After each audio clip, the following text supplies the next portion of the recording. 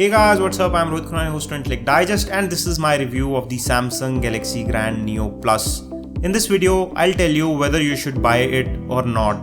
So watch it till the end for our verdict. Let's get started. I'll start with the design and build quality of the phone, and the phone does not look any different from the Grand series that we have seen. It gets the similar familiar design with a 5-inch large screen display at front. The display resolution, however, is not very high. On the right side you get a power key, on the left side you get a volume rocker. On top there is a 3.5mm audio port, and on bottom there is charging port and primary microphone hole. On the rear of the phone you get a 5-megapixel camera which comes with LED flash, autofocus, and there is a speaker grill next to it. On the front, above the display, you get a 2-megapixel front-facing camera, and below the display there is a physical home key and 2 touch capacitive buttons on either side of the phone. The back cover is removable, and there are 2 SIM card slots since it's a dual SIM phone. It is a 3G dual SIM phone and it supports full-size SIM cards, and you do not need to get your SIMs cut for using on this phone. It also comes with a microSD card slot for expanding the memory. It comes with 8GB internal memory, out of which 5GB is user available. There is a 2100 mAh battery under the hood. In terms of design, build quality, form factor, this phone is comfortable. It comes with a large 5-inch display and feels nicely built. However, it does not use real metal. The chrome ring that you see all around the phone is a high quality plastic only. Coming to the display quality, there is a 5-inch display which comes with 480 by 800 pixel display resolution. While this resolution looks very low on paper, but in reality the colors are sharp and they make up for lower resolution. If you look too closely, you will notice some level of pixelation, but it is not that bothering. The overall quality of display is nice, as well as the viewing angles are good.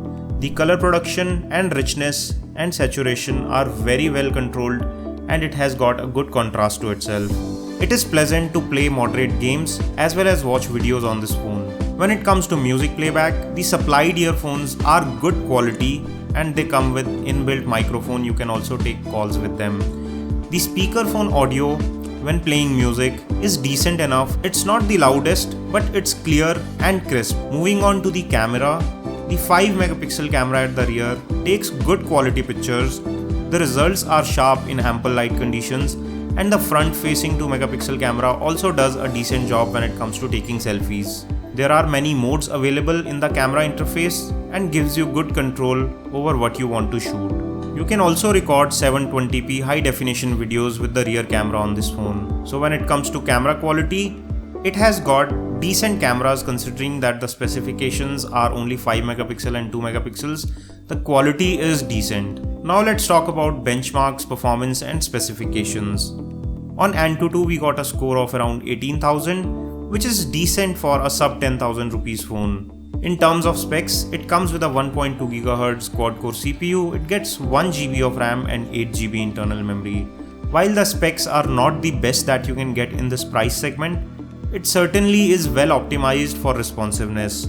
It is not the fastest UI that we have seen, but it is fairly responsive and does the job. When it comes to gaming experience, it plays well on moderate level games like Subway Surf, but there is a considerable stutter that you will notice on games like the Frontline Commando 2. So if you're a gamer, you better off buy some phone which comes with faster GPU and more RAM. But if you are not too much into gaming, it will not bother you. When it comes to internet browsing experience, the websites load fast, they scroll smooth, and it feels good to browse websites on a 5-inch large screen display. The call clarity is also good and the signal reception is not a problem. The 3G speeds that we got on this phone are satisfactory. Talking about the important software features like the USB OTG support and ability to move apps to SD card, this phone does not support USB OTG, which is a small letdown, but it lets you install a microSD card and move applications to external SD card.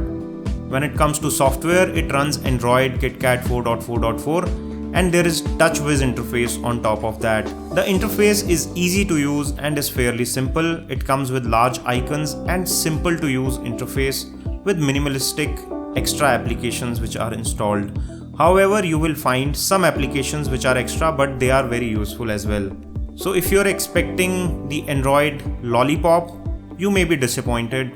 But if you're not that much into software versions, The one that is loaded onto this works just fine. Talking about the battery life and battery capacity, there is 2100 mAh battery on this phone, and if you are a moderate user, you will easily last through the day with this battery.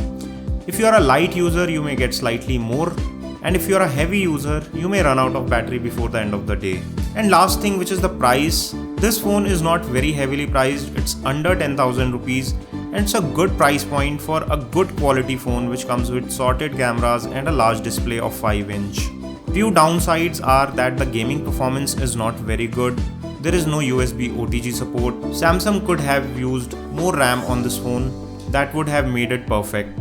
But considering that the downsides here are much less compared to upsides, which includes a good visual experience, a decent build quality, a well sorted and well designed phone which comes with good set of cameras, it's still a good value for money under 10,000 rupees. And it's a thumbs up from us, and we will give it 7.5 out of 10. If you want to buy one for yourself, we are leaving some direct links in the description section below where you can buy them at best price. If you find this video helpful, and if this video helped you make up your mind, don't forget to give us a thumbs up by pressing the like button below. And for latest video updates, make sure you hit the red subscribe button. I hope to see you in my next video. This is your host Rohit Khurana signing off. Thanks for watching.